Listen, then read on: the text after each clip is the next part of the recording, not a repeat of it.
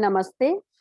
My name is JVN Manisha Singh, Assistant Professor in Department of Food and Biotechnology under Faculty of Agriculture and Veterinary Sciences. Today, I am teaching you subject Unit Operation in Food Industries for class BSc FST second semester, BTech FPT second semester. In our previous session, I will discuss you all about the size separation and its types, etc. In today's session, we will discuss about the sedimentation, its principle, and some numericals on that. So let's begin with the topic sedimentation. Okay, so sedimentation is a water treatment process during which the water has little or no movement and suspended solids sink at the bottom under the force of gravity and form a sediment layer over the bottom, and this process is called sedimentation. Okay, for example, there is a raw sludge in which there is a minute particles and water, and these particles are suspended in the solids, okay, in the water. Okay, so that then we will subject it to sediment the sludge, and then that sludge will basically settles down, and water is at the upward sides, and the suspended solids were settled down at the bottom. Okay, so then after that we will sediment that sludge for 2 to 3 days. After that there is a separation of these two layers. Then we will remove the water and basically dried the sludge, and then that will discard. Okay, and that water will further use for the ETP. Next is the purpose of sedimentation: to remove the coarse dispersed waste, to remove the coagulated and flocculated impurities, to remove the precipitated impurities after chemical treatment, and to settle the sludge after activated sludge process and trickling filters. Now, what is the principle of sedimentation?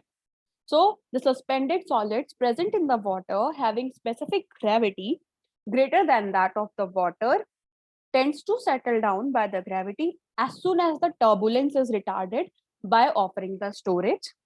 Inorganic suspended solids having the specific gravity of about 2.65 and organic suspended solids having gravity of about 1.04. The particles having the specific gravity of about 1.20 or so readily settle down at the bottom of the tank, but it is difficult to cause the settlement of the lighter particles. This phenomenon of settling down of particles at the bottom of the sedimentation tank is known as hydraulic subsidence, and every particle has its own hydraulic settling value, which will cause its hydraulic subsidence. Okay, so basin in which the flow is retarded is called as sedimentation basin, and the theoretical average time for which the water is detained in the settling tank is called detention period. Now, different types of sedimentations are there. So number one sedimentation is the plain sedimentation, and plain sedimentation is a process of settling down of solids and impurities in the raw water at the bottom of the sedimentation basin by natural gravity force alone, and no chemical is added there. This method is very cheaper and mostly used in all the filtration and the purification system of the water. Next is the sedimentation by using the clarifier and the contact. So in this method, chemicals are mixed in water, and that water is rotated by the help of the pumps for a period of 2 hours per day, and suspended the solids are settled down in the bottom of the reservoir or the tank, etc. Third type is chemically assisted sedimentation or the clarification. This is a process in which chemicals are added to water through mixing the suspended solids, and other impurities are stick together and form the floc, which settles down at the bottom of a basin. Okay, so in general, most used processes chemically assisted horizontal sedimentation, and following assumptions are based on: Water generally flows through a tank as an irregular flow. Thus, the intention of the sedimentation is to create condition in which the flow is uniform as for long enough period to permit the maximum practical amount of the flow to be settled before the water reaches at the end of a tank. Next is the parameters influencing the sedimentation. So number one is size, shape and weight of the particles, viscosity and temperature of water, detention period of the tank, effective depth of the tank, area of the tank, surface overflow rate, and velocity of flow and outlet design. Then type of sedimentation basin. Sedimentation tank may function either intermittent or continuously. The intermittent type tank are those which store water for a certain period and keep it on completely rest. In continuous type tank, the flow velocity is only reduced and water is not brought to complete rest. Sedimentation tank or basin may be either circular or rectangular in plan.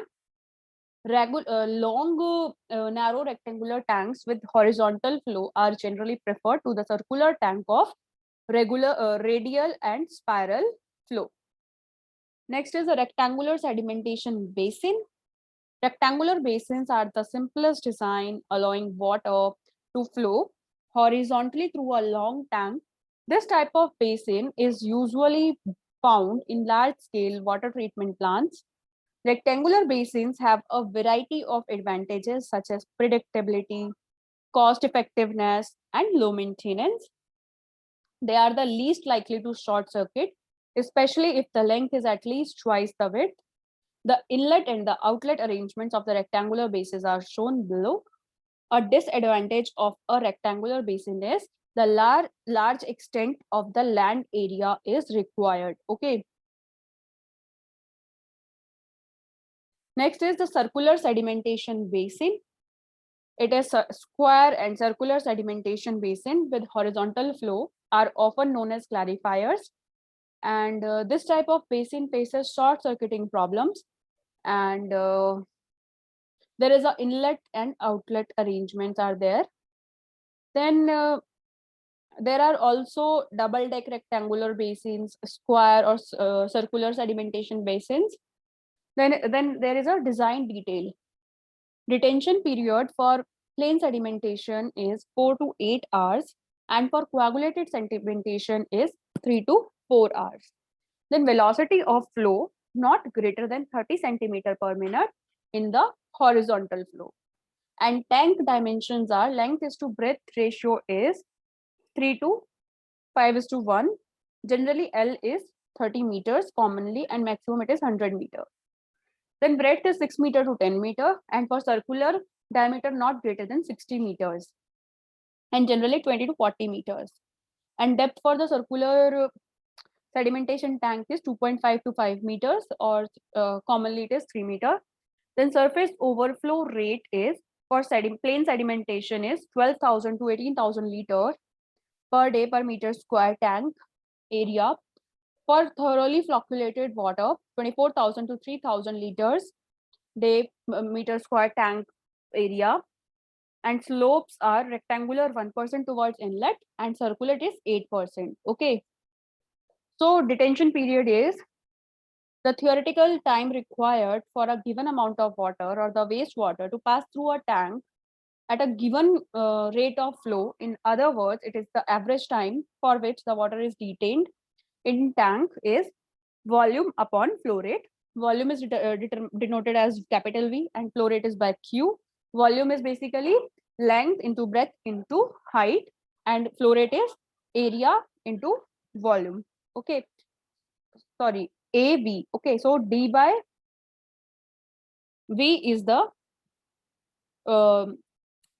time required, average time required for the given amount of water or wastewater to pass through the tank, because AV is area is cutted into the numerator as well. LB is the area and A, so DV is left, and where T is the detention period and Q is the flow rate.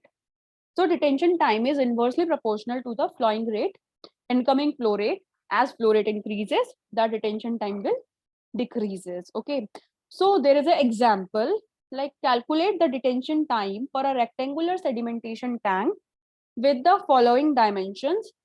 Length is 20 meter, width is 10 meter, and depth is 4 meter, and the flow rate is 0.5 meter cube per second. So as you know, detention time is tank volume divided by incoming flow water flow rate.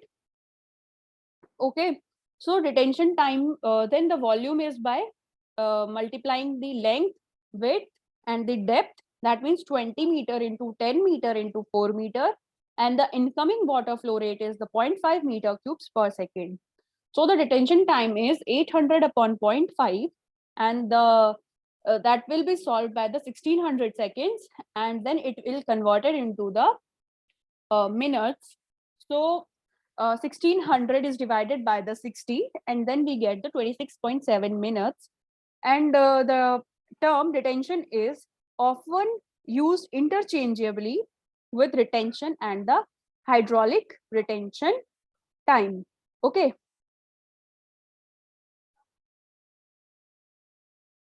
So the application of sedimentation in wastewater treatment is the grit removal, suspended solids removal in the primary clarifier, and biological floc removal in the activated sludge. Okay. So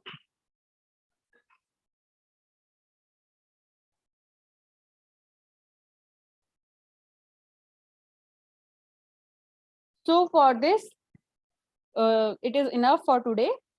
And in your exams, various questions may ask, like, what is sedimentation? What are the principles of sedimentation? Explain sedimentation with its principle, and explain the different types of sedimentation basins. Likewise, questions will be asked in your final exams. And in objective questions, question may be asked like, sedimentation is done for what? And likewise, questions will be asked in your entrance. So read accordingly. And I hope it is clear to all. Thank you so much for watching this session.